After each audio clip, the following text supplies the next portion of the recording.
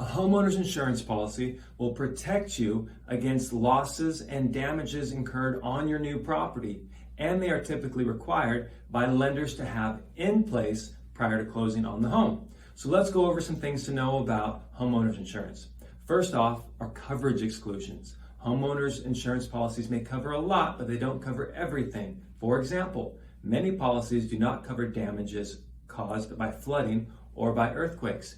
If you want to be covered in those types of situations, make sure you reach out to your insurance provider and get that handled. Another thing you need to be aware of are the dollar limitations on claims. Just because you are covered in an event doesn't mean it will cover the event fully. So understand what those limitations are. Another thing to be aware of are the replacement costs. So let's say your house is destroyed and you only have $400,000 in replacement cost available to you.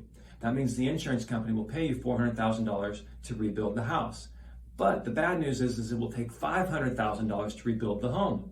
Well, you are responsible for that extra $100,000. The insurance company is only going to pay up to that $400,000 amount. So just be aware of the limitations of your insurance policy. And so let's say you decide, you know what, forget it, I'm not going to rebuild. I'm going to take the cash value of the policy and move on.